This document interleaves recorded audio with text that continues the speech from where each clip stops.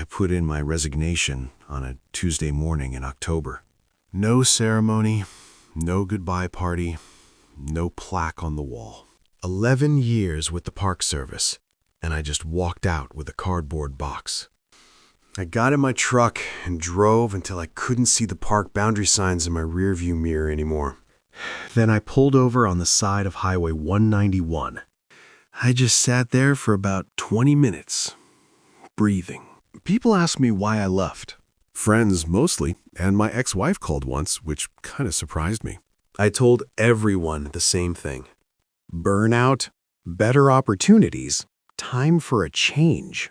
It's the kind of answer that satisfies people because they want to be satisfied. But I'm done giving people that version. I've had 18 months of silence, and I think the silence might actually be worse than the telling. So here's why I stopped filing reports. The first time, I was 22 days into a solo backcountry rotation in the Thorofare region. It's the most remote location in the lower 48, deeper than 30 miles from the nearest paved road. I knew that land and its rhythms, the way the elk moved through the river corridor, the way real wilderness silence isn't empty. It's full of things. It was my 17th night out. Late August, so the nights were dropping into the low 30s. I had my camp set on a low bench above the Yellowstone River. Good sight lines. Nothing I couldn't account for. I woke up at approximately 2 a.m. Not gradually. All at once, the way you wake up when your body decides there's a problem before your brain catches up. I lay still, just assessing. Everything was quiet. And I mean everything. The sound had gone out of that meadow, like someone had turned a dial. No insects. No wind. No water sound from the river. Just a pressed, waiting kind of nothing. I sat up slowly. I reached for my flashlight, but I didn't turn it on. I just looked out at the meadow. There was something standing at the far edge of the meadow. Right in that space between the open grass and the first trees. It was tall, way taller than a man or even a bull elk. And the proportions were just wrong. The shoulders were too high, the neck was too long. It stood there like it was being very careful about how it distributed its weight. It didn't move, and I didn't move. My hands were shaking and my vision just kind of narrowed down to a pinprick. I don't know how long we stayed like that. Time does a weird thing when you're in actual threat response fear. Then it turned its head slowly, like it wanted me to know that it saw me. I couldn't see a face or any features at all in that light. There's that slow, deliberate acknowledgement. And then, all at once, the sound came back. The insects, the river, and the shape was just gone. Not gone like it walked away. Gone, like it was there and then it wasn't, in the time it took me to blink. When I got back, I filed the report. I documented it exactly the way I was trained to do. Estimated height, weather conditions, the sound stopping. I put it all in there. My supervisor read it over. He thanked me for being so thorough, and then he handed it right to me. He'd written a single line at the bottom of the page. It said, "Please re-categorize. Likely large ungulate or bear." I have a degree in wildlife biology. I know what a bear looks like in the dark. But I didn't argue with her. I re-categorized it under animal activity. I told myself I'd done what I could, even though I knew I was lying to myself.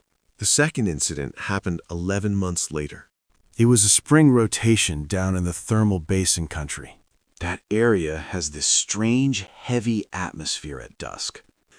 Say, in a natural American way, acknowledging doubt, the steam and the sulfur smell can really mess with your head. It's disorienting terrain, even for guys like me. But what I saw that evening wasn't disorientation. I was doing a perimeter check along an old game trail. I came through this dense stand of pines, and I just stopped dead in my tracks. I came out the other side of those pines and just stopped dead in my tracks. There was a man sitting on a log, maybe 40 feet off the trail. At least, my brain tried to tell me it was a man. He was upright, seated, facing completely away from me. But there were no other hikers permitted in that corridor. And he didn't have a pack, no gear, no clothes, just nothing. I called out. Standard protocol. Identified myself as Park Service, asked if they needed help. My voice sounded so strange when I said it. Flat. Like the air itself was just swallowing the sound. The figure didn't turn around, but it raised one hand real slow right up to shoulder height, and it just held it there. Like a wave, or like something trying to mimic a wave. I took 3 steps toward it. Just 3 steps, trying to figure out what I was looking at. Every instinct I had was screaming at me to stop. Then it stood up. And that's when I saw the proportions were all wrong. The limbs were too long. The joints didn't bend right. It wasn't human. It lowered its hand and just started walking away toward the trees. The way it moved, it wasn't a movie monster. It was just wrong. A deep cellular wrongness that I can't even describe. I just stood there frozen. I waited until it was gone, and I hiked back to my station. I sat down on the steps, pulled out the sat phone, and called my supervisor. I told him the whole thing, every detail, just hoping he'd take it seriously. He was quiet for a minute. Then he told me to write it up, but keep it brief. He blamed it on geothermal gas exposure. Said it messes with your perception. He wouldn't even entertain the truth. So I filed the report under animal activity, just like before. The system isn't built for the truth. It's built to keep the paperwork clean. I told myself I did what I could, but I didn't believe a word of it. Let me stop right here and tell you how this whole process actually works. When you're with a federal agency, there's a form for literally everything. If something doesn't fit neatly into their little boxes, it just gets shoved into the nearest acceptable category. The system wasn't built for what I ran into on that third night. It definitely wasn't designed for what happened down on the Bechler River Trail in late September. It was a cloudy night, pitch black with no moon, right at the end of my final rotation. I've gone back and forth on whether I should even tell this part. The first 2 times, I had some distance, so I can talk about them without losing it. But this last one? I still don't have that distance, and honestly, I probably never will. I was camped out alone on a high bench right above the river. It's super remote out there. Beautiful, but incredibly isolating. For 2 nights, I'd been hearing things moving around the edge of my camp. I kept telling myself it was just coyotes, or maybe an elk, or just the wind in the pines. You kind of tell yourself whatever you need to hear so you can sleep. But on that third night, I couldn't rationalize it anymore. What woke me up wasn't a branch snapping or some animal in the brush. It was a voice. And you gotta understand, it wasn't just a sound that kind of sounded like a voice. It was someone actually speaking. I couldn't make out the exact words, but the rhythm of it was definitely human. It was coming from the pitch-black downslope, right outside the light of my fire ring. I've drawn my weapon in situations where I thought I might actually die, so I know what real fear feels like. This was way worse. This was an ancient kind of fear, something way deeper than any of my professional training. My body was screaming at me, in a language older than words that I shouldn't engage or investigate.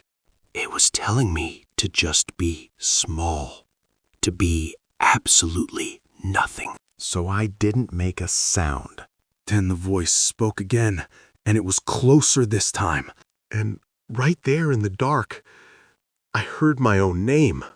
It was my actual name, but the voice sounded wrong, like a recording playing just a little too slow. I pointed the beam right where the sound should have been. But there was nothing there.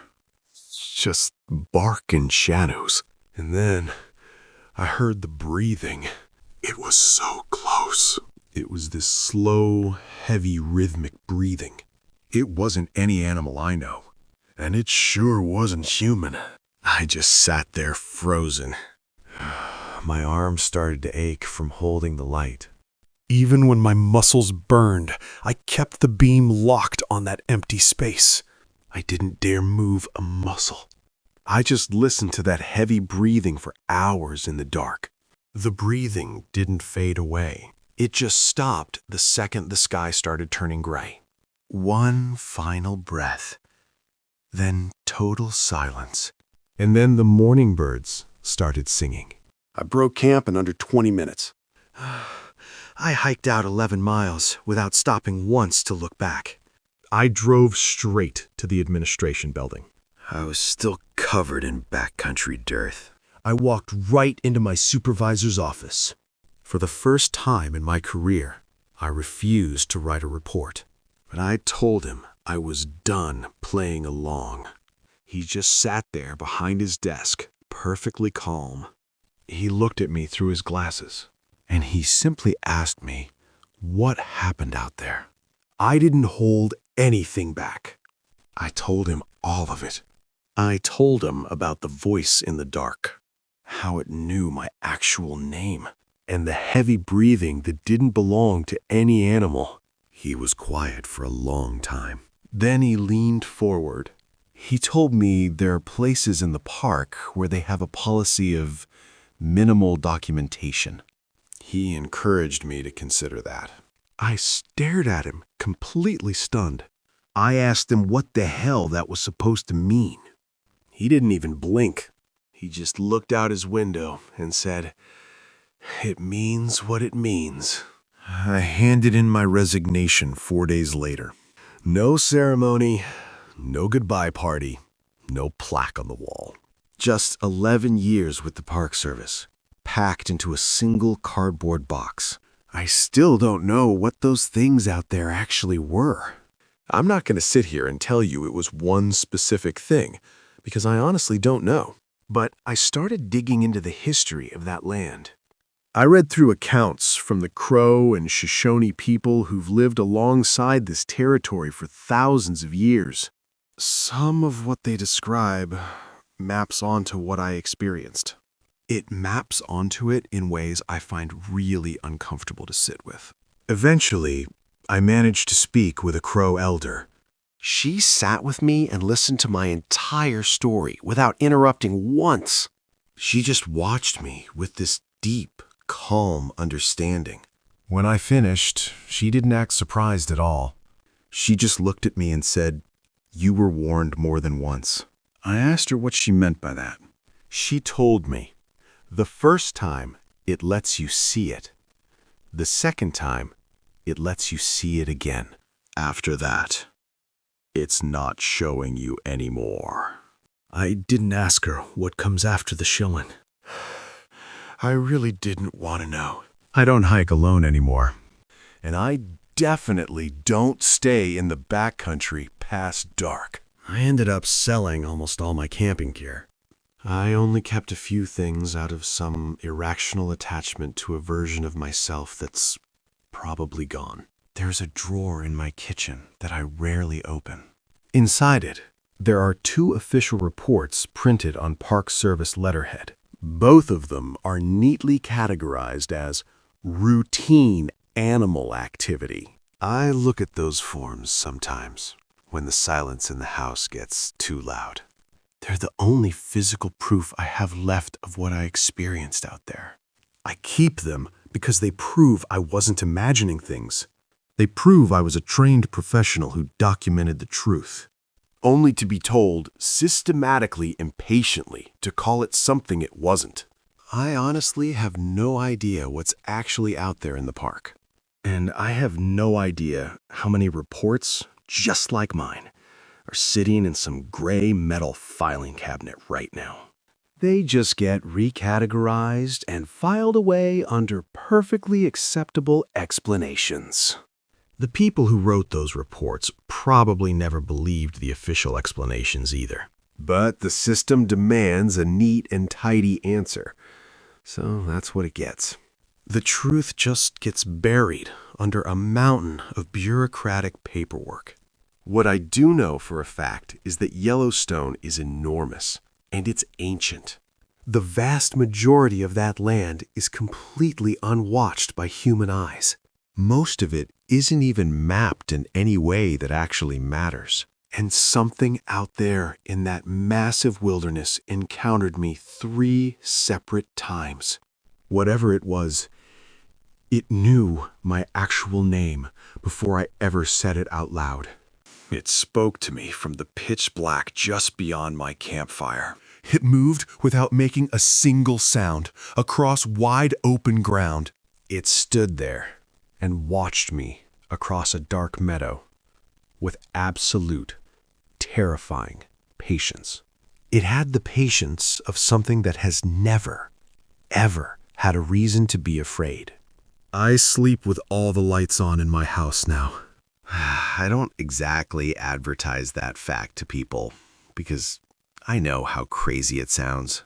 But the dark just doesn't feel empty to me anymore.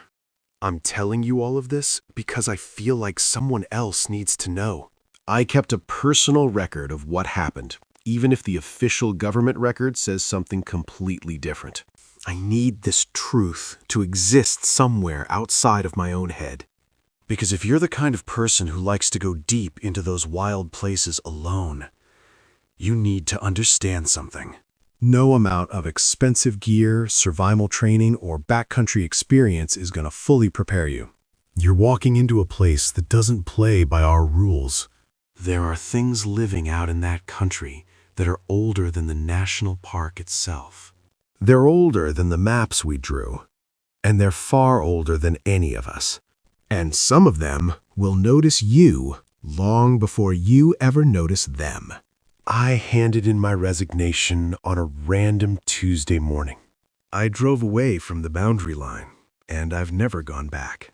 And honestly, I don't ever expect to. I spent months digging through old historical accounts, reading stories from the Crow and Shoshone people who lived on this land for thousands of years. And some of what they described, it matched what I saw. Matched it in ways that honestly make my blood run cold. I eventually tracked down a Crow elder who agreed to meet with me. I sat there and told her the whole story, start to finish. She just listened, didn't interrupt me once. When I was done, the room was just dead silent. She looked at me and said, "You were warned more than once. The first time, it lets you see it. The second time, it lets you see it again. But after that, it's not showing you anymore." I didn't want to know what came next. I don't hike alone anymore. I never stay out in the backcountry past dark. I even sold off most of my camping gear. Just kept a few things out of some irrational attachment. But there's a drawer in my kitchen. And inside it are 2 original incident reports, printed on official letterhead, both categorized as animal activity. I keep them because they're the only proof I have left. They proved that I wasn't just imagining things out there, that I wasn't losing my mind. I was a trained professional who documented exactly what happened. And I was patiently, systematically told to call it something else. I still don't know what's actually out there, or how many reports like mine are buried in filing cabinets, filed away under acceptable explanations. What I do know is that Yellowstone is enormous. It's ancient. And most of it is completely unwatched. Something out there knew my name before I ever said it. It moved without a sound across wide open ground, and it watched me across that meadow with the patience of something that has never had any reason to be afraid. If you go into those places alone, you need to understand something. No amount of gear fully prepares you. There are things out there older than the maps, and they notice you long before you notice them. I walked away from the wilderness I loved because I finally understood my place out there. I resigned on a Tuesday. I've never gone back, and I don't expect to. I don't really talk about the aftermath, but the truth is, I sleep with the lights on now. Every single night. It's hard to admit, but the dark just holds too much. I constantly wonder about those administration offices. How many reports exactly like mine are sitting in those gray filing cabinets? Re-categorized. Filed away under acceptable lies that the person who wrote them never believed. The reality of Yellowstone is that its scale is beyond human comprehension. It's enormous. It's ancient. And the vast majority of it is completely unmonitored. We draw lines on a map and pretend we own it. My mind always goes back to that pitch-black camp. Something out there in that crushing darkness knew my actual name before I ever spoke it aloud. It spoke to me in a voice that was almost human, but wasn't. Then I think about the Thorofare meadow and that absolute, unnatural silence. Whatever was out there moved without making a single sound across open ground. It defied every law of nature I ever studied. It just stood there at the edge of the trees, perfectly still, watching me across that grass with terrifying patience. The patience of something that has never had any reason to be afraid. I debated for a long time whether to ever speak about this, but I'm telling you this now because someone needs to know. I kept a record, even if the official record says something completely different. If you're the kind of person who goes into the deep backcountry alone, you need to listen to me. I want you to understand something. No amount of gear or training will ever fully prepare you for what's out there. There are things in that wild country that predate human history. They're older than the park, older than the maps, older than any of us. We're just visitors. So when you walk into the woods, remember, the silence isn't empty. It's full of things, and some of them will notice you long before you ever notice them. I walked out of that administration building with a cardboard box. 11 years with the service, just packed up in the passenger seat. I got in my truck, and I just drove. I kept my foot on the gas until I couldn't see the park boundary signs in my rearview mirror anymore. Same. I didn't want to look back, but I couldn't help it. Watching those signs fade away, it felt like waking up from a fever dream. Eventually, I had to pull over on the shoulder of Highway 191. I just sat there with the engine idling for maybe 20 minutes. My hands were shaking so bad I had to grip the steering wheel just to breathe. Now I live a quiet life, far away from any tree lines. But there's a drawer in my kitchen that I don't open very often. Inside it, there are 2 official reports printed on government letterhead. Both of them are officially categorized as animal activity. I keep them because they're the only physical evidence I have left. They proved that I wasn't losing my mind out there in the backcountry. I was a trained professional who documented exactly what he saw. I was told, systematically and patiently, to call it something it wasn't. That's the part that still eats at me. I don't hike alone anymore, and I definitely don't stay out past dark. I sold off almost all my camping gear a few months ago. I only kept a couple of things, mostly out of some irrational attachment to the guy I used to be. The truth is, Yellowstone is enormous, and it is ancient. And the vast majority of it is completely unwatched. We have no idea what's really moving around out there in the deep dark. I put in my resignation on a Tuesday morning. No ceremony, no goodbye party, no plaque on the wall. Just a signature on a piece of paper, and I was gone. I've never gone back to the park since that day.